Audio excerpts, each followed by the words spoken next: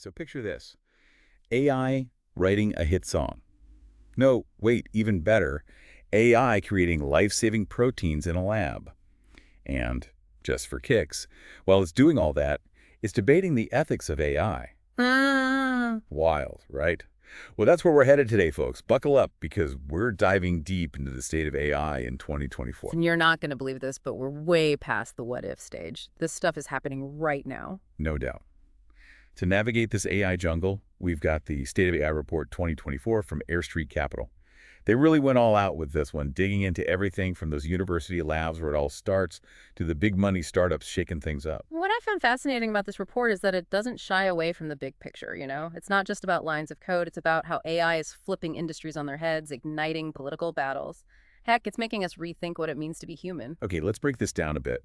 This report's written by Alex Chalmers, am I right? Sounds like the perfect guy to take us behind the scenes. Oh, yeah, he's the real deal. Chalmers has seen it all worked with those tech giants and the scrappy startups trying to make a name for themselves. He gets the AI world from every angle. Perfect. Couldn't ask for a better guide for this deep dive. And speaking of guides, this report doesn't mess around. It jumps right into the thick of things with AI research. And the name on everyone's lips, still, is OpenAI, right? The masterminds over at ChatGPT still running the AI world. Absolutely. OpenAI is leading the pack, no question. Their latest model, O1, is a game changer. Imagine a computer that can actually reason through problems, not just crunch numbers. Okay, now you're just showing off. How does a computer reason? Think of it like this. O1 uses something called chain of thought processing. It takes those super complicated problems and breaks them down into smaller, bite-sized pieces. Kind of like how we humans would tackle a tough question. So instead of just spitting out an answer, it's showing its work like a good student. You got it. And here's the kicker. They're using reinforcement learning to sharpen those reasoning skills. It's like, training a dog with treats. But instead of fetching, they're teaching O1 to solve insanely complex math problems. And it's actually working. Just how good are we talking? Let me put it this way. Owen scored a jaw-dropping 83.83 on the AME 2024, which, for those not in the know, is a benchmark for serious math whizzes. Its predecessor only managed a 13.4. We're talking light years ahead in terms of progress. Talk about leveling up. But even with all that, it sounds like there's still stuff that O1 and these other language models like it struggle with, right? Yeah, you're right. The report points out that while these models are crushing it in some areas, they still have weaknesses, like answering open-ended questions or dealing with problems that mix different types of input, like images and text together. It's not perfect yet. So OpenAI is still top dog, but it sounds like the competition's getting fierce. Who else is stepping into the ring? Here's where things get juicy. The report highlights the rise of open-source AI, especially Meta's Llama 3 family. These models are going toe-to-toe with big boys, and they're kind of turning this whole bigger is better mantra upside down. Hold up. For the longest time, it seemed like you needed pockets deeper than the ocean just to play in the AI game. Are you saying that's changing? It might be a total game changer. What Meta did with Llama 3 is super interesting. Instead of just making a bigger model, they focused on efficiency and the quality of their data. They trained Llama 3 on, get this, 15 trillion tokens? That's a crazy amount of data, even for AI. But it worked. Even their smaller Llama 3 models are delivering mind-blowing results. Okay, so more efficient models, mountains of data, got it. But what does this move toward open source mean for AI's future? More collaboration, faster progress? Or will it be total chaos? It's definitely shaking things up, that's for sure. We're seeing universities, smaller companies, even individual researchers making serious contributions because of open source. This kind of variety, different people, different approaches, it could lead to some really groundbreaking stuff. It's an exciting time to be in AI, that's for sure. It's like the Wild West out there, but instead of saloons and duels, it's algorithms and data sets. But this report doesn't just focus on the US, right? There's another major player in the AI world. What about China? What's their deal? China is emerging as a powerhouse, no doubt, even with some hurdles like restrictions on getting certain hardware because of those U.S. export controls we mentioned earlier. Chinese labs are overachieving big time. So how are they doing it? Focusing on different parts of AI development. They're playing smart, that's for sure. They've gone all in on making the most of what they've got, squeezing every drop of performance out of the hardware they can get their hands on, that computational efficiency thing. And they're building incredibly robust data sets for the Chinese language, which has helped put their models at the top of some global leaderboards. So playing to their strengths and finding clever workarounds. You got it. And here's a curveball. The report highlights how this focus on efficiency has actually made Chinese labs some of the biggest cheerleaders for open source AI. It's a win-win. They share their breakthroughs, get recognized globally, and help create a more diverse and collaborative AI landscape. Sounds like the race to develop AI is turning into a global marathon, not just a sprint. This report's about more than just language models, though, right? It dives into some seriously cool applications of AI that have me convinced we're living in a sci-fi movie. What else is out there? Oh man, AI is breaking free from just language and diving headfirst into uncharted territory. We're talking math, biology, physics, even neuroscience. Imagine AI designing proteins from scratch to create brand new medicines, or simulating those crazy complex weather patterns so we get accurate forecasts, like really accurate, or even decoding brain activity to finally understand what consciousness is. Whoa, whoa, whoa. Pump the brakes. We're talking about some next-level stuff here, life-changing applications. Let's unpack some of those a bit more, shall we? For sure, one area where AI is making crazy leaps is, get this, making AI itself smaller and more efficient. Wait, what? I thought we were talking about all the cool stuff AI is doing out in the world. And that's exactly what this enables. See, right now, those powerful AI models need tons of computing power. We're talking supercomputers, huge data centers, just to keep the lights on. But researchers are finding ways to shrink these models without sacrificing performance. So like compressing a huge file without losing any data. You got it. Techniques like quantization, which basically slims down the numbers used in calculations, distillation, where a smaller model learns from a bigger, more complex one, and representation fine-tuning, which focuses on how AI understands and represents information, are all making AI leaner and more efficient. Okay, I'm with you so far, but why does this matter? What does a smaller AI change in the real world?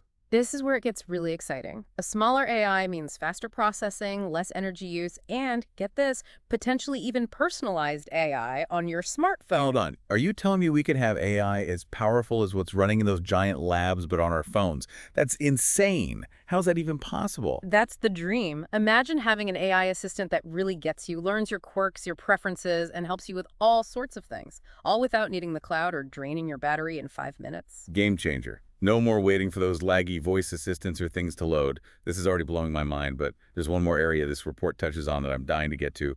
Robots. Everyone loves a good robot story. Oh yeah, robotics. This is another field where AI is breathing in new life. And we're not talking about your grandpa's factory robots anymore. Picture this, robots that learn by watching videos, robots that get what you mean and actually do what you ask, and robots that can roll with the punches, adapting to new environments like it's nothing. All thanks to advancements in vision language models and, you guessed it, more reinforcement learning. Okay, pause. I need a visual. What does this look like in real life? Give me an example. Okay, imagine a robot that can unpack those grocery bags and organize your pantry. Or one that helps out with complex stuff in healthcare, like assisting surgeons or taking care of patients. We're even seeing robots that can work side by side with humans in creative fields, like painting or sculpting. Okay, sign me up for a robot assistant, especially if you can finally teach me how to fold a fitted sheet. But who's leading the charge in this robotics revolution? Who should we be keeping an eye on? Google DeepMind is doing some really groundbreaking stuff. They're creating robots that are way more independent and have better problem-solving skills than ever before. They're even teaching robots by showing them YouTube videos. Learning from YouTube. I swear, robots are going to be more cultured than me. Yeah. Soon. Seriously, though, this is impressive. All this cutting-edge AI needs some serious horsepower, though. The report talks about the companies fueling this revolution. And I'm guessing there's one big name we need to talk about, right? You can't talk AI without mentioning NVIDIA. They are the undisputed kings of AI hardware right now. Their GPUs, those graphics processing units, are the backbone of all this. They're what's training these massive AI models. So they're like the picks and shovels of the AI gold rush. Everyone needs what they're selling. 100%. And get this, the report talks about how NVIDIA's market cap briefly hit a mind-boggling $3 trillion this year. That makes them only the third U.S. company ever to hit that number, after Microsoft and Apple. Tells you just how much they're dominating the AI world. Wow, that's a whole lot of zeros. Sounds like it's not just about the money for NVIDIA, though. They seem to be all in on this idea of AI as a global force. Totally. Jensen Huang, NVIDIA's CEO, he's been very vocal about his sovereign AI idea, the idea that every country needs its own AI capabilities to protect their heritage and compete on the world stage. And of course, they just happen to make the best hardware for the job. Smart move. I'll give them that. But with all this NVIDIA hype, anyone else in the hardware game? Any brave souls challenging the champ? Well, there are a few startups making some noise, like Cerebra's and Grok. They're building specialized AI chips. Cerebra's, for example, is known for its wafer-scale engine, which is essentially a supercomputer crammed onto a single chip. It's wild. Okay, so a little competition brewing in the hardware world. But gotta ask, with all this money pouring into AI, is anyone actually making money yet? Investors love a good long shot, but they want to see returns eventually. It's a mixed bag, really. A lot of those hotshot AI startups are still in the early stages, burning through cash to develop their tech and snag the best talent. But the report does highlight some interesting trends in the business of AI. Okay, break it down for us. What's the financial forecast for AI world domination? Should I be investing in any of these startups? It's still early days, for sure, but we're seeing record investments in AI-focused startups. And some of the early birds are starting to see some serious revenue growth. This could mean the way we create, sell, and use software is going through a major AI makeover. It's not just about a better app anymore. It's about building a better AI that can power a zillion things. So the potential's there, and some companies are proving you can build a successful business around AI, not just hype. But let's be real, there's more to the AI story than tech and money, right? There's a whole geopolitical showdown happening in the background. You hit the nail on the head. The race for AI dominance is heating up, and it's quickly becoming a geopolitical arm wrestling match. US and China, the main contenders, obviously. And it's not about bragging rights. This has implications for national security, economic power, even the future of innovation itself. So a new kind of arms race, but instead of nukes, it's algorithms and processing power. A tad intense, don't you think? You could say that. Yeah. The U.S. is tightening those export controls, trying to limit China's access to the good stuff, like those restrictions on NVIDIA selling their top-tier chips to Chinese companies. And China's responding by pouring resources into their own chip industry, trying to cultivate their own AI champions. So we're looking at a world where AI development gets more and more fragmented. What's that mean for collaboration, for sharing knowledge in the field? Will countries still work together? That's the million-dollar question. Will this competition lead to a more closed-off, siloed AI landscape, or will we find ways to collaborate, to share knowledge responsibly? Even with all the geopolitical tension, there are no easy answers. Definitely something to keep an eye on. And speaking of things to keep an eye on, we got to talk about the ethical implications of all this, which thankfully the report doesn't shy away from. AI is getting crazy powerful. And with great power comes, well, you know the rest. There are risks, right? Challenges. You said it. We can't just focus on the cool stuff without acknowledging the potential downsides. The ethical side of AI is becoming more urgent than ever. The report dives into all this, highlighting concerns about misuse, like creating fake news that's even more believable, and making sure AI is actually fair. It's like opening Pandora's box, isn't it? We're unleashing this incredibly powerful tech, but we need to deal with the potential consequences. What are people doing to make sure AI doesn't go rogue? The debate's not about if we should regulate AI anymore, but how. We're seeing a global push for AI governance. Yeah. Governments, industry leaders, everyone's scrambling to come up with guidelines, some kind of rule book. It's a hot topic right now. So what are some of the concrete steps being taken? What's being done to make sure AI is a force for good, not chaos? The UK has been really proactive. They've set up the world's first AI Safety Institute. And not to be outdone, the US quickly followed suit with their own. These institutes are tasked with everything, figuring out potential risks, testing how safe those advanced AI systems are, and making sure everyone's on the same page when it comes to AI. A multi-pronged approach then. Governments, industry leaders, researchers, all working together to steer the AI ship in the right direction. Exactly. And it's not just about stopping bad things from happening. It's about making sure AI is developed the right way, aligned with what we value, promoting fairness, and actually benefiting all of humanity. It's a tall order, but the stakes are sky high. No argument there.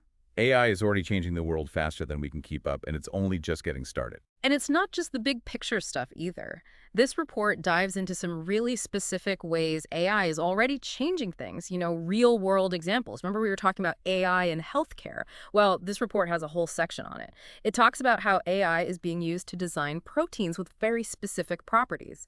And then these proteins can be used to create new drugs or therapies, even treatments that are tailored to a person's genetic makeup. Crazy. So instead of one-size-fits-all medicine, we're moving towards treatments that are as unique as the patients themselves. That's incredible. Exactly. Imagine your doctor prescribing medication designed specifically for you, for your illness, based on your genes. This could completely revolutionize healthcare, leading to more effective treatments, fewer side effects, maybe even cures for diseases we thought were impossible to cure. Now, that's what I call personalized medicine. Yeah. What other areas of, I don't know, science are being transformed by AI?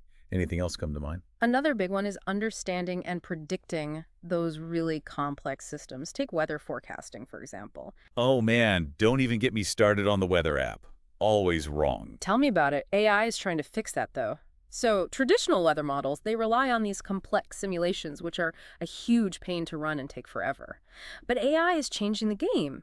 It can look at tons of data from satellites, weather stations, even social media to make more accurate and faster predictions. Hold up, social media. You're telling me my complaints about the heat wave are helping to predict the weather now? Well, maybe not your tweet specifically, but you get the idea. AI can tap into all sorts of data points that humans might miss, which gives us a much clearer picture of what's going on in the atmosphere. Okay, that's kind of mind-blowing. So it's not just radar and temperature readings anymore.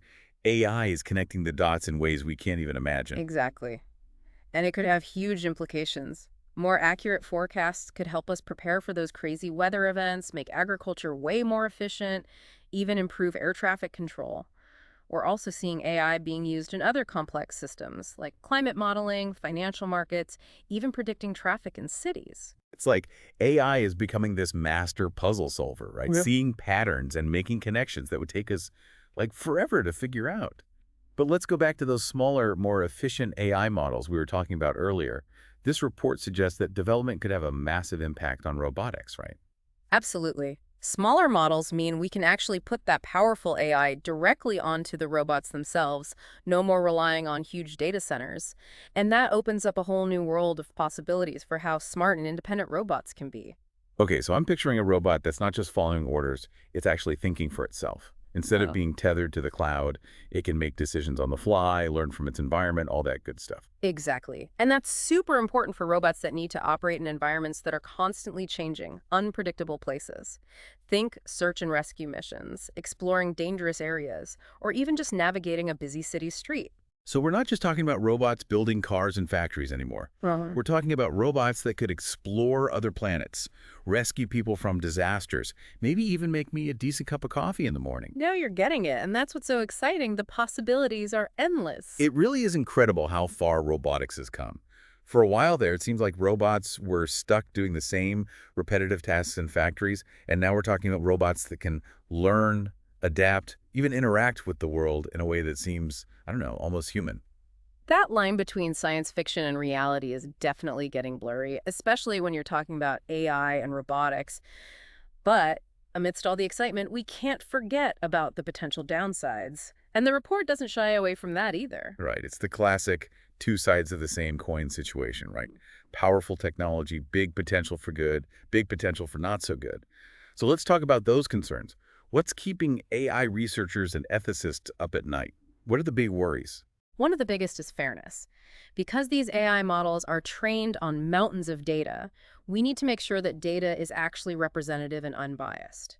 If it's not, the AI could end up reflecting and even amplifying those biases, which could have huge consequences in the real world. So if the data used to train an AI is skewed, like if it contains historical biases based on, say, gender or race, the AI could end up perpetuating those biases in its decisions.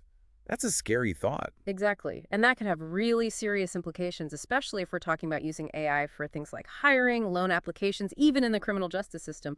We have to get this right. It's like that saying, garbage in, garbage out. Right. Train an AI on bad data, you're going to get bad results. 100%. And that's something we have to be super careful about as we develop and use these systems. AI has to be fair. It has to be responsible. Absolutely. It's not enough to just build powerful AI. Yeah. We need to make sure it's used in a way that's good for everyone. So how do we do that? How do we make sure AI is developed responsibly? Well, one thing that's being talked about a lot is transparency. Being able to understand how AI actually works, how it makes decisions. So instead of AI being this mysterious black box, we need to be able to look under the hood, see what's going on. Exactly. Imagine an AI system deciding who gets a loan and who doesn't. If you're denied, you deserve to know why. Was it your credit score, your income, or was it some hidden bias in the system itself? Right. Transparency builds trust. especially when we're talking about technology that can have such a big impact on people's lives. What else is being done? Any rules, guidelines, anything like that being put in place? The good news is there's a growing push for AI governance all over the world. Governments, international organizations, even industry leaders are starting to realize we need some ground rules here, some guidelines, some frameworks to make sure AI is used responsibly. It's like the Wild West out there right now. With AI development moving so fast, Yeah. it's like everyone's making up the rules as they go. So who are the sheriffs in this digital frontier? Who is stepping up to bring some order to all this? Well, the UK has really taken the lead on this, setting up the world's first AI Safety Institute. And of course, the US didn't want to be left behind, so they created their own soon after. These institutes are tasked with, well, pretty much everything, figuring out the potential risks, evaluating how safe these advanced AI systems actually are, and making sure everyone's on the same page when it comes to AI governance. So it's not just each country doing their own thing. There's an effort to work together, find some common ground for AI internationally. Exactly. The report actually highlights several international initiatives to get everyone on the same page. For instance, you've got the Bletchley Declaration, bringing together countries like the US, UK, EU, even China to tackle safety challenges together and introduce risk-based policies for AI. Then there's the Hiroshima process, led by the G7 nations, another great example of global collaboration on AI. It's encouraging to see countries putting aside their differences to tackle something as important as AI governance. But how effective are these international efforts really going to be? Let's be real, countries don't always play nice together. That's the million-dollar question, isn't it?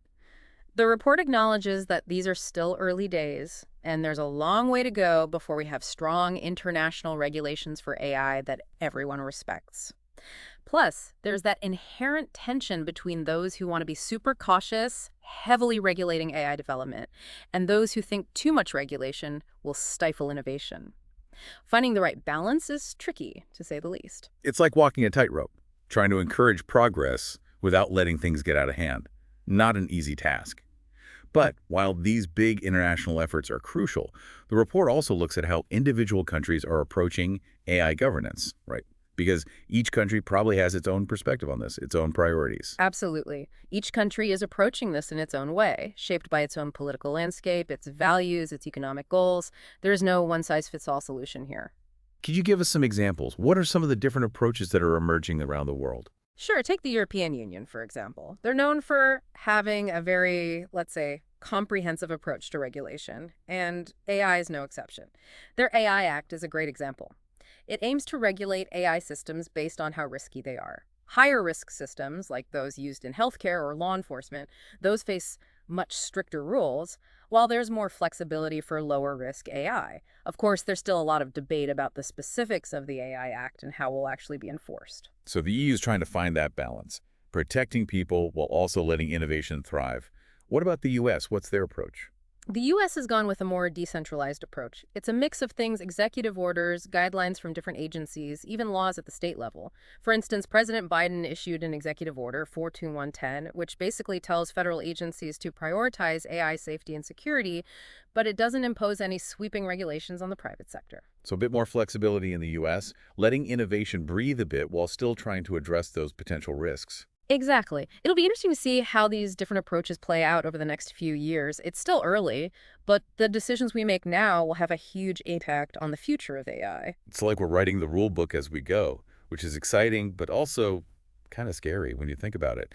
But while all these ethical and political discussions are important, the report also reminds us that AI is already here. It's impacting our lives right now. Very true. We can't get so caught up in what might happen with AI that we forget about what's happening right now. Exactly. Let's bring it back down to earth for a second. How is AI changing industries, jobs, even how we interact with the world around us? Where are we seeing the biggest changes happening right now in real time? One area where AI is really taking off is enterprise automation. Businesses are using AI to streamline their operations, automate tasks, and just be more efficient. Ah, yes, the whole robots are going to take our jobs narrative. But seriously, is that what's happening? Should we all be updating our resumes and bracing for the robot takeover? It's not quite that dramatic. While AI is definitely automating some jobs, it's also creating new ones, new opportunities. So it's not just about replacing humans with machines. It's about using AI to make us better at what we do, create new possibilities. Exactly. Think of it as AI taking over those tedious, repetitive tasks that no one really enjoys doing anyway, which frees humans up to focus on more creative, strategic, and fulfilling work. Okay, I like the sound of that. So which industries are seeing the biggest impact from AI right now? Where's the AI revolution in full swing? The report highlights a few key areas: customer service, marketing, even law. We're seeing AI-powered chatbots answering customer questions 24/7, personalizing marketing campaigns so you get targeted ads for things you might actually want to buy. It's even helping lawyers with legal research and reviewing those endless documents. Sounds like no industry is safe from the AI takeover. But with all this talk about efficiency and automation, are there areas where AI is actually making us more creative, not less? I'm thinking about art, music, writing, those fields where human creativity has always been king. That's a great question. And the report actually highlights some really cool developments in that area.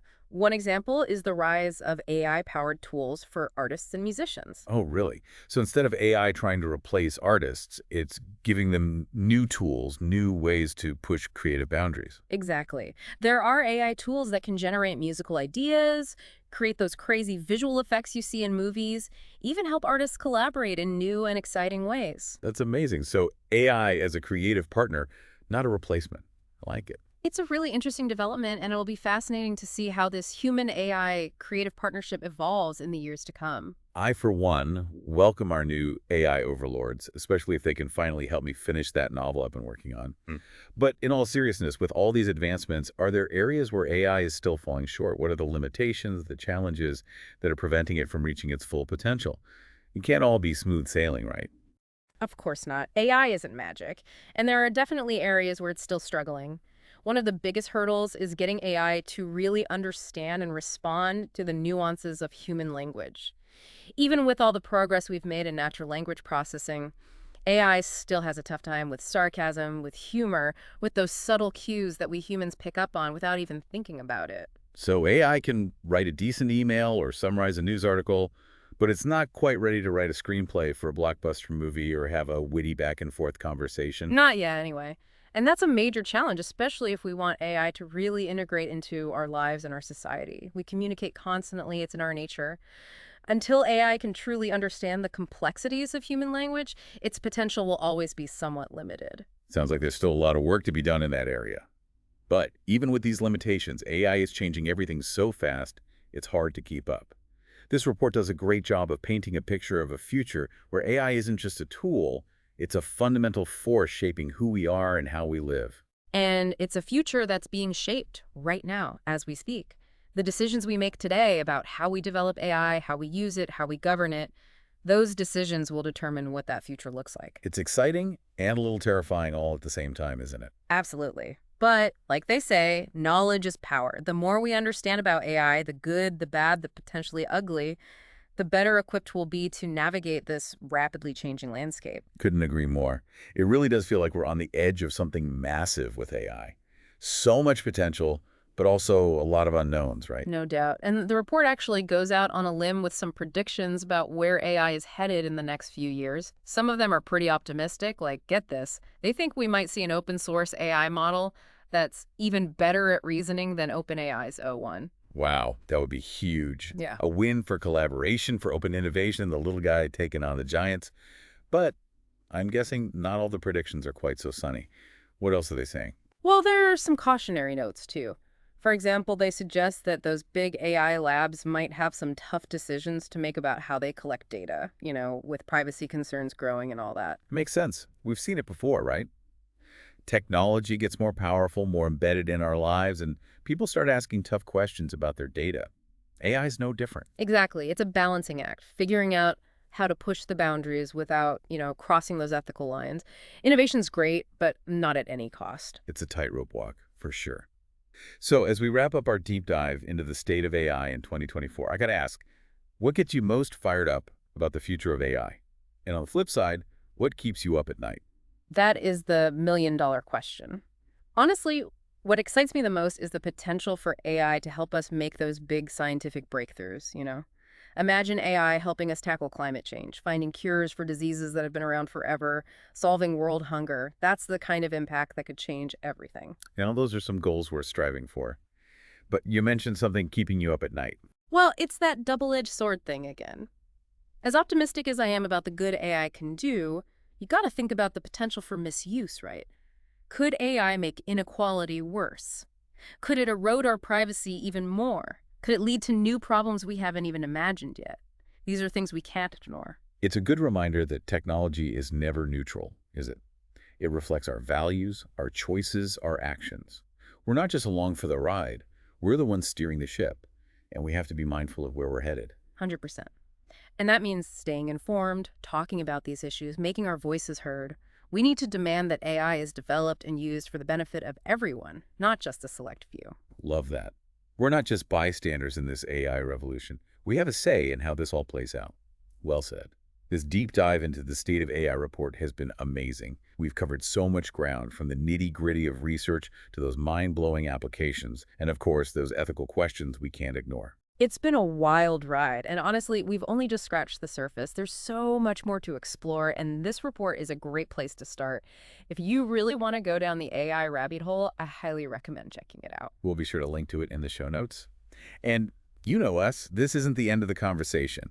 We'll be keeping a close eye on all things AI, and we'll be back with more deep dives as the story unfolds. Because let's be real, this is a story that's just getting started. For sure. Until then, stay curious, stay informed, and most importantly, stay engaged. The future of AI is something we're all shaping together.